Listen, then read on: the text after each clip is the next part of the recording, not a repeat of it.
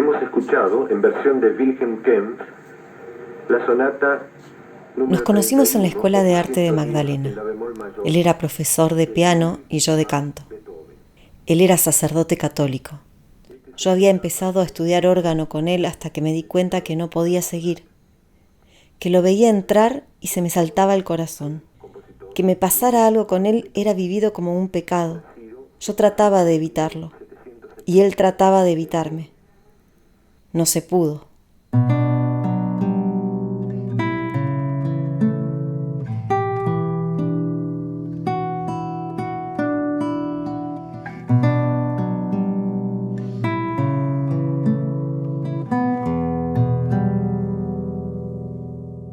Soy Clara Teresa Baccini, soy la hija de Elsa Noemí Paladino y de Héctor Federico Baccini, y me reconozco como una militante de derechos humanos, como una profesional de la comunicación y sobre todo como la hija de dos enormes personas que fundamentalmente vivieron la vida confiados en el amor como la base de todo. Federico Baccini era una de las personas que estudiaba órgano, que para nosotros era muy extraño. Como éramos pocos, la cátedra de órgano era ínfima, digamos, porque era muy especial. Para entrar a órgano tenías que tener 6 años de piano. Digamos, las cabezas del centro estudiantil al cual yo pertenecía ya por 1972-73, estaban Federico Baccini como presidente del centro. Y me acuerdo puntualmente, bueno, de Federico, que era el presidente, que en ese entonces todavía era cura. Bueno, me acuerdo de Abel Fuchs, y yo era el Benjamín, yo tenía 13 años, ellos tenían de 18 para arriba. Bueno, yo lo conocía de vista solamente. Sí, me acuerdo del concierto ese que habían organizado en la puerta del conservatorio en calle 7, que habían tomado la calle. Y después lo había escuchado tocar, me acuerdo un concierto en la catedral. Ingresa en el monasterio benedictino del barrio de Belgrano, en la ciudad de Buenos Aires, a los 18 años. Y entonces ahí él en el monasterio permanece 4 años ahí y hace la carrera de musicología. Y lo conocí cuando él se incorporó como alumno al conservatorio. O sea, nosotros habíamos entrado de pequeñitos, pero él entró grande y como sacerdote, ¿no? O sea, entró con su traje de clergyman, pero muy cercano y muy de crear círculo de relaciones, ¿no? Acá en La Plata hubo una comunidad católica en pleno centro de la ciudad, en pleno casco urbano, 54 y 23, que era una comunidad enorme de trabajo y de compromiso social. Mi viejo estuvo ahí a mediados de los años 60 y estuvo ahí castigado en uno de los tantos castigos que le hacía Monseñor Plaza, que lo sacaba de los lugares en donde estaba con gente. Pero bueno, pero era una persona que derramaba, no sé, una calidez, una bondad, y que eso creo yo que se debía a que tenía una gran paz interior, una calma dentro y una gran riqueza para desparramar para todos lados. La dictadura arrasa con esa comunidad. Hay 7 desaparecidos de esa comunidad. Federico me dijo, acompáñame a buscar los volantes, porque habíamos organizado un concierto en la calle, cortando la calle 7. Y fuimos a la capilla donde su capilla. Cristo Rey 8 bis y 81. A la capilla Cristo Rey, que era una capilla de madera, no iba nadie. Lo que sí tenía era una escuela. Lo mandan a papá ahí, que el cura que está en la actualidad me mostró el libro de la parroquia en donde pudimos comprobar que papá hizo ahí más de 200 bautismos. Era como una salita de sanidad y además les enseñaban a leer a la gente del barrio. Es una flor de militancia, por más que no sea de un partido determinado, ¿no? Hicimos un grupo de música de cámara donde estaba Elsa Paladino, que cantaba, una gran cantante, estaba Federico, que hacía la parte, me acuerdo, él tocaba los crótalos, no sé si se llaman así ahora, pero eran unos pequeños platillos que hacían un pequeño ruido.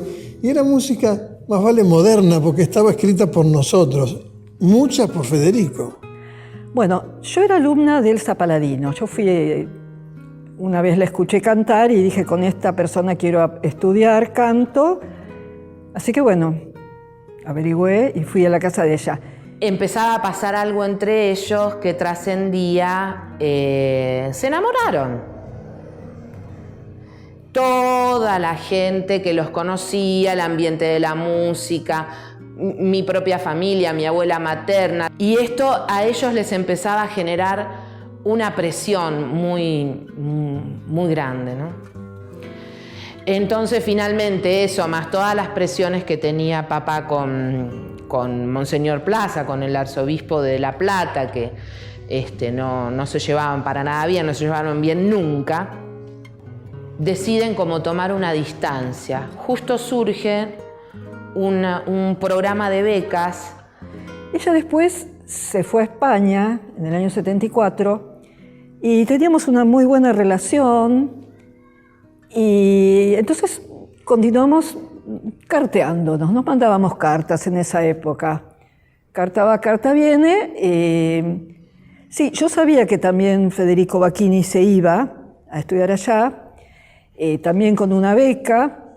Él inicia los trámites para ser becado y a la vez tiene una entrevista con el arzobispo como para iniciar su licencia y su posible estado laical. Ya en las iglesias donde había órgano, él había estado dejando sus datos, por si venía una Argentina, así. Así que allá se encontraron. Ella un día en una de estas cartas que vino de España me puso: Elsa y Federico ya son novios. Esa fue la primera noticia, así, wow, el notición, digamos. En julio del 75 muere la hermana menor de mi mamá, que era mamá de 3 varoncitos chiquitos. Ya acá era un polvorín la Argentina. Le llega el mensaje a mi viejo de esas persecuciones y que no vuelvan a la Argentina. Y después cuando ella volvió primero, porque ella vino en avión, pero él vino en barco, así que creo que tardaba una semana el barco. Ya con el golpe en pleno funcionamiento, nazco yo. Y después se dio que las dos estábamos embarazadas de nuestras primeras hijas al mismo tiempo. Un día fuimos a tomar mate al Parque Saavedra. Y yo creo que la foto es esa, es de estar tomando mate en el Parque Saavedra. Otra vez, sería un sábado a la tarde, Elsa me llamó si no quería ir a cantar a la casa. Entonces fuimos y Federico nos acompañaba al piano. Ay, me acuerdo, qué felicidad, cómo cantábamos. Estábamos re contentas, tanto que cuando mi marido vino a buscarme y veía que nos reíamos tanto y hacíamos tantos chistes, y que yo dice, ¿qué tomaron? ¿Dónde lo escondieron? Al mes, papá toma la decisión de bautizarme en una iglesia católica, en la iglesia Nuestra Señora de Guadalupe, de La Plata. Un día lo vimos a Federico, yo lo vuelvo a ver, con barba. No lo veía Federico, yo lo había visto de sacerdote sin barba. Toma conocimiento Monseñor Plaza de que Federico está de regreso en la ciudad. No solo eso, sino que se ha casado y ha sido padre. Durante su tiempo en España, él había hecho todo el cruce epistolar, tanto con el Arzobispado de La Plata como con Vaticano. Había presentado los testigos y hacía todo mediante cartas. Plaza no había concluido la recomendación que él tiene que dar como arzobispo al Vaticano para que le den el estado laical. O sea que para la Iglesia Católica mi papá era un cura en uso de licencia.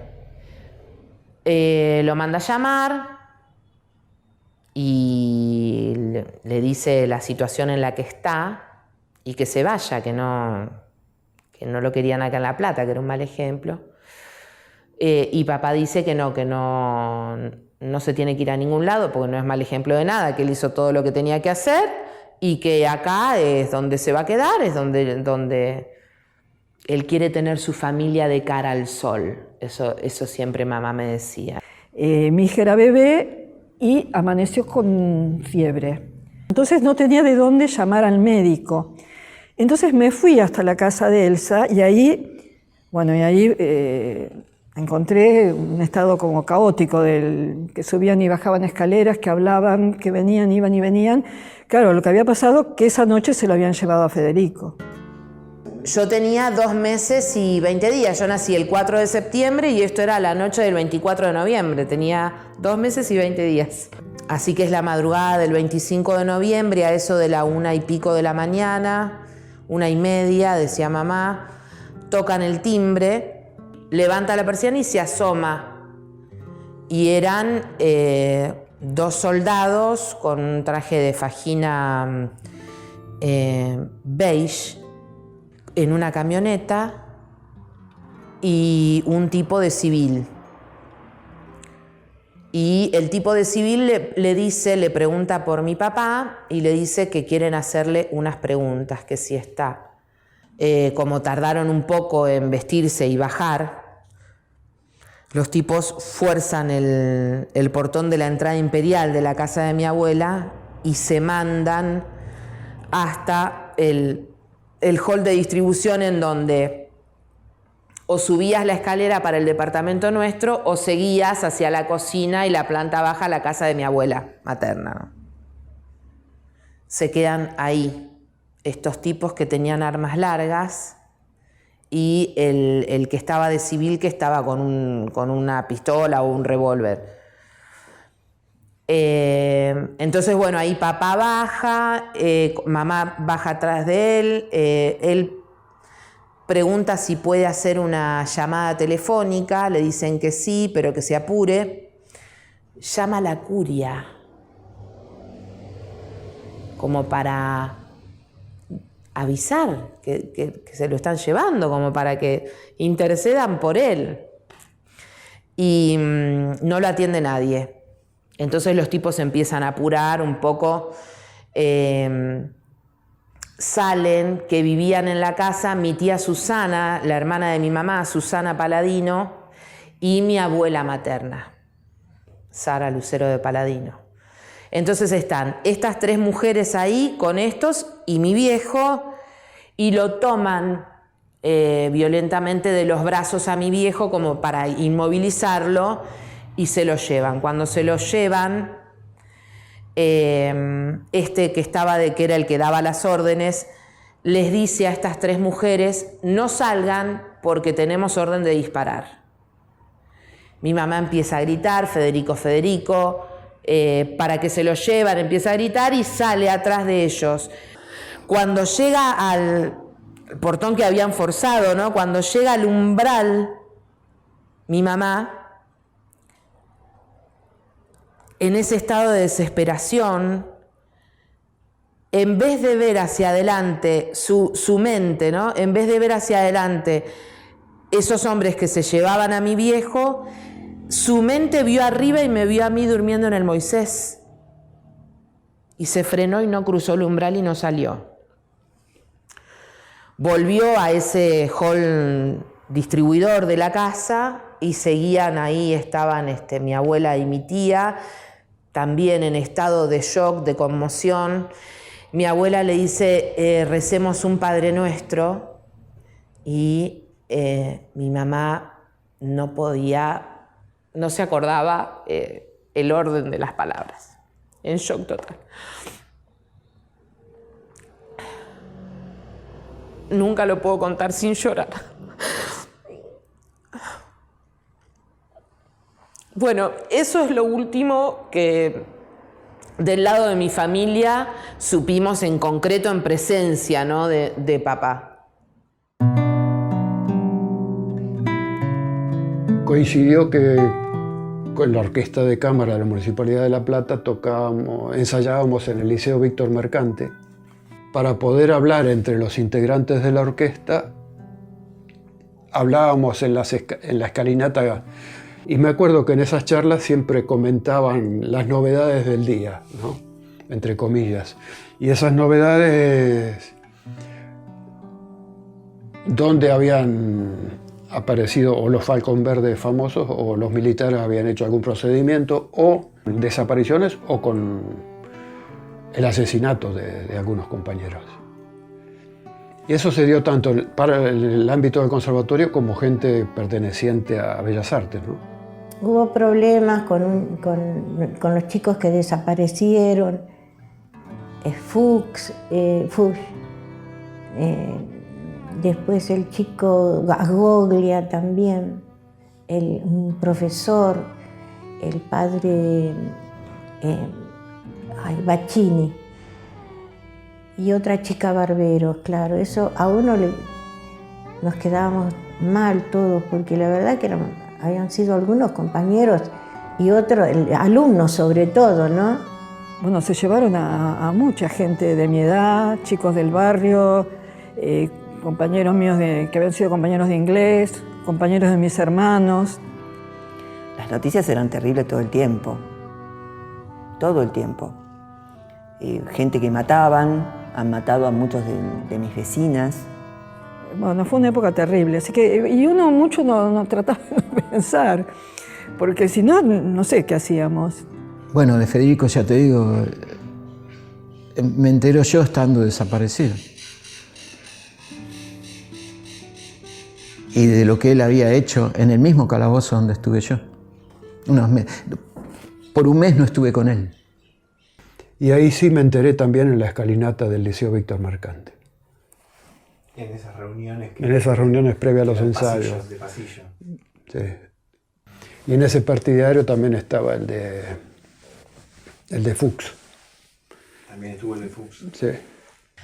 De Federico sí, porque en ese momento yo era alumna de Gandini y vicedirector del conservatorio era Enrique Gerardi, que eran muy amigos, hablaban mucho entre los dos compositores, compartían un montón de cosas. Cuando yo me entero que Federico había desaparecido, porque ellos dos que estaban en la vicedirección me mandaron a llamar. Me mandaron a llamar porque yo tengo cierto parentesco con Monseñor Tortolo, que en ese momento era vicario castrense, aparte de ser arzobispo de Paraná. Entonces me pidieron si yo podía averiguar qué había pasado con Federico y dónde estaba. Cuando termina la cena, en donde hablaron siempre ellos, yo simplemente comí y escuché, me acerco a Monseñor y le pedí por favor que averiguara sobre Federico, que había sido un pedido de la gente del conservatorio. Monseñor me dijo que lo iba a gestionar. Me miró y me dijo que sí, que me iba a averiguar. No recuerdo el momento, pero vino el chofer de él a casa, tocó el timbre, mandó a llamar por mí. Monseñor dice que ya no está, que no busquen. No dijo, falleció, no busquen. ¿Eso fue tiempo después? 1977 sería marzo, abril. O sea, ¿realmente considera que la iglesia tuvo mucho que ver con la desaparición de Federico? Sí. Cuando decimos iglesia estamos hablando de los hombres que la representaban en ese momento. Guarda el palo, ¿eh? No estamos hablando de la institución. Si no, esa institución no hubiera sobrevivido a los 2000 años. A partir de ahí pasaron muchísimas cosas en mi casa. Llamados, visitas del padre Colabela, llenándole la cabeza a mamá con mentiras, porque sabían lo que realmente estaba pasando con papá, lo sabían. Pues yo estaba en la catedral, y en la catedral había gente muy rara trabajando, que se decían que eran los que cuidaban, pero muy rara. Que vos te dabas cuenta que no es simplemente, no es un policía que cuida, no es un cuidador cualquiera. Era alguien que estaba ahí para mirar, descubrir. Después, con el tiempo, cuando supe lo que había pasado con las primeras, las madres de Plaza de Mayo que fueron llevadas, y que estuvo Astiz metido en esto, y que supe que ahí entendí que hacían esto, metían gente para pispear, para Colabela él era una persona que no dejaba de amar a Dios y de considerarse sacerdote. Siempre dijo que primero era sacerdote, después era músico. Vivía modestamente en una casa que era una pensión. No era cura párroco, no era, ¿entendés? No, casi te diría que no dependía de la iglesia. Creo que es 2 años o 3 años más chico que Monseñor Plaza. O sea, han sido compañeros, han compartido el mismo espacio, que es el seminario. Son de los primeros egresados. Pero se nota que tenía muchas diferencias con un montón de cosas. Y el padre Colabela hizo escuela porque formó alumnos, dio trascendencia al instrumento mismo, y desde su vinculación con la catedral, digamos que fue un espacio donde poder expresar, digamos, toda esta riqueza de lo que es el órgano y la enseñanza del órgano.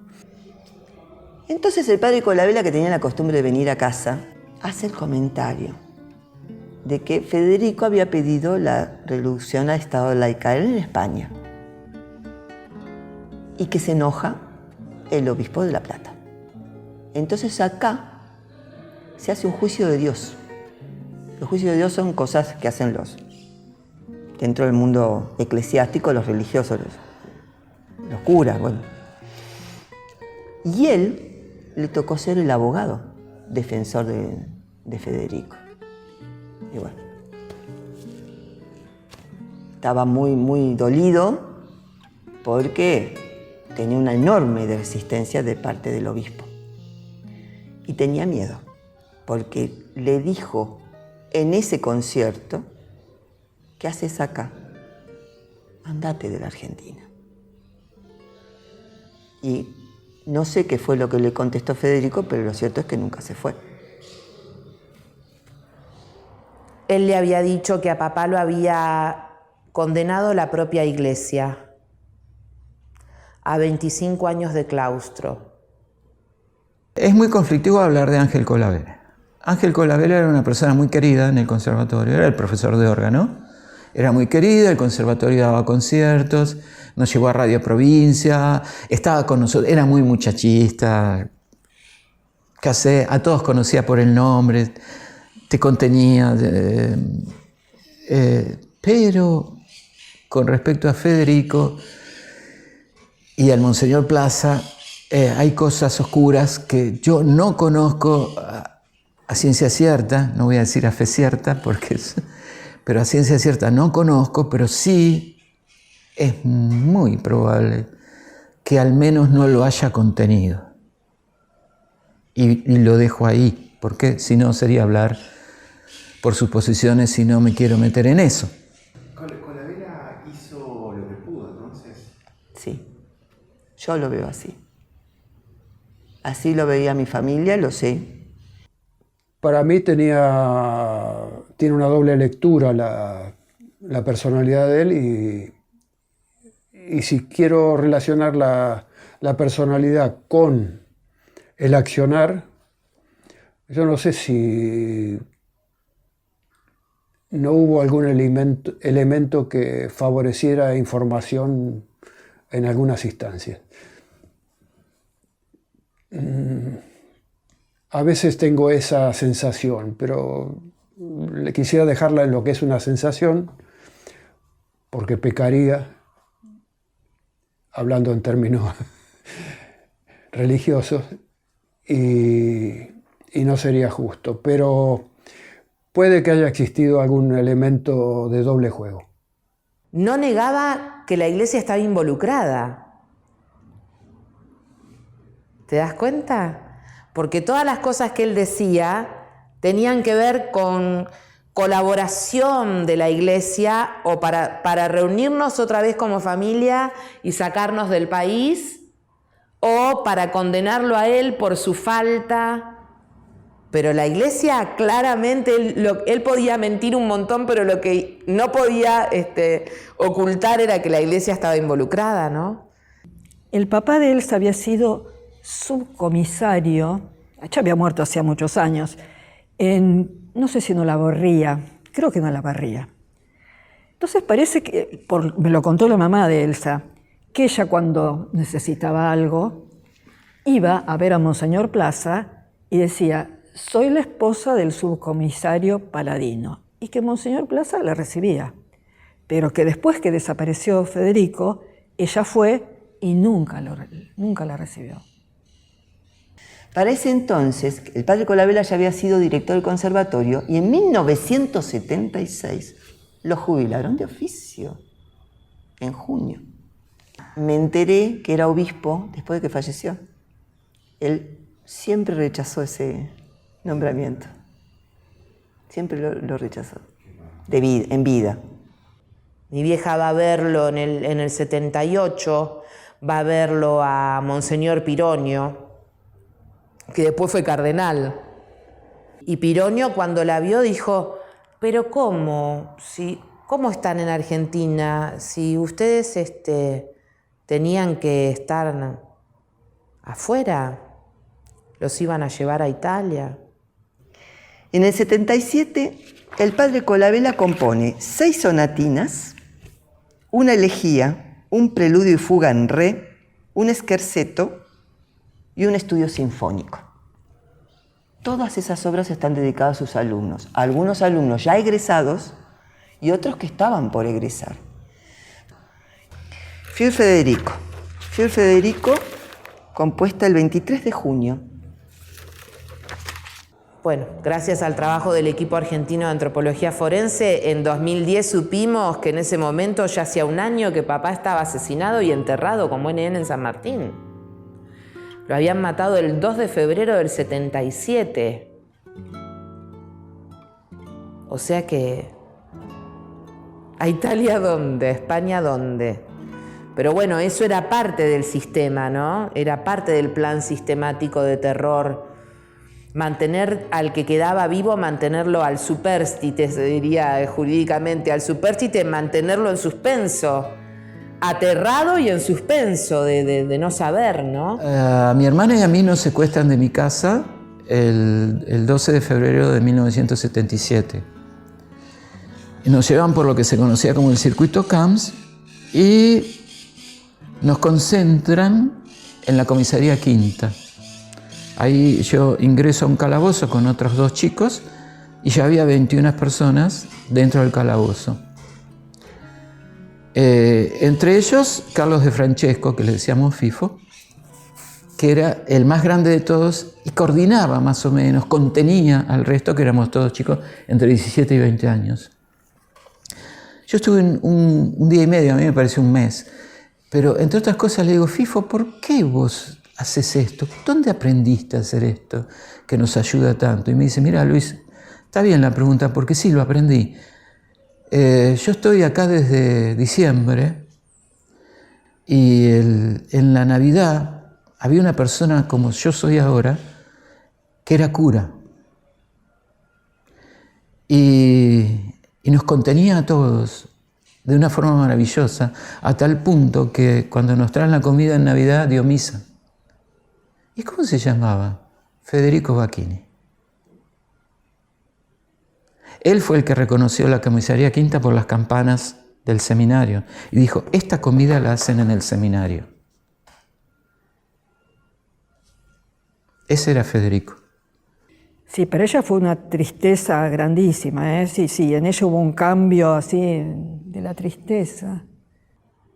Cuando ya asume el presidente democrático y pasan los meses y papá no volvía, un poco se empezó a hacer a la idea. Fue un proceso largo porque la primera notificación fue en junio de 2010, pero materializan la entrega de sus restos en octubre de 2011. Fue bueno porque fue bueno, no soy hija de un relato. Soy hija ahora de unos huesos que fueron carne, que fueron vida. Y para mamá fue, si yo no hubiera tenido ya mi hija, creo que hubiese muerto en ese momento mi vieja. Mi vieja decía que hemos tenido discusiones tremendas en ese momento, porque ella decía, me mataron la esperanza. Ella todavía, aún ya casada con otra persona y todo, tenía en su interior la esperanza de que papá esté vivo en algún lugar. Yo estoy orgulloso de lo que fue Federico. ¿Por qué? ¿Qué fue Federico? Hoy sería cura de los pobres. Yo fui a la capilla y eran los pibes de la villa los que estaban alrededor de él. Y si él no tenía militancia, la gente que estaba en la capilla sí. Y él los cobijaba. Y de eso estoy orgulloso, haber conocido a una persona así. De una forma de vivir la vida comprometidamente, ¿no? De jugársela. No sé si estaban dispuestos o si sabían que se estaban jugando literalmente la vida, pero sí de vivir la vida poniendo el cuerpo y poniendo el conocimiento y poniendo todo al servicio de quienes estaban con ellos, de quienes les rodeaban. Ese exterminio que hicieron de esa generación y los que sobrevivieron a eso, que quedaron aterrados, anulados, con la expectativa de si vuelve, si no vuelve, que hablábamos antes, es lo que después nos fue trayendo a esta sociedad que tenemos hoy. Y esto es importante tenerlo en cuenta. Las instituciones son una cosa, que son administradas por seres humanos, que son los corruptos, no las instituciones. Uno de los mejores compositores de la Argentina, director del Teatro Colón, último pianista de Piazzolla, una persona reconocida a nivel internacional, decía, hay que rescatar y valorar la obra de Federico Bacchini. Gerardo Gandini me dijo eso a mí personalmente. Y es muy importante que mientras estemos nosotros vivos, podamos transmitir y dejar registro de estos recuerdos para que realmente perduren y para que realmente las nuevas generaciones puedan entender un poco nuestro presente a partir de este antecedente que tenemos como sociedad. Ahora estamos corriendo un serio riesgo de que estas cosas se vuelvan a naturalizar, que se puede matar a las personas impunemente porque sí, porque piensa distinto a mí. La memoria es una acción colectiva y permanente. No podemos detenerla y no podemos hacerla solos. La hacemos en la medida en la que la compartimos, en la que la colectivizamos y no la detenemos. No sé si tengo esperanzas en que esto mejore. Sé que esto no va a durar. Y sé que de alguna manera los que siempre perdemos, alguna batallita siempre ganamos.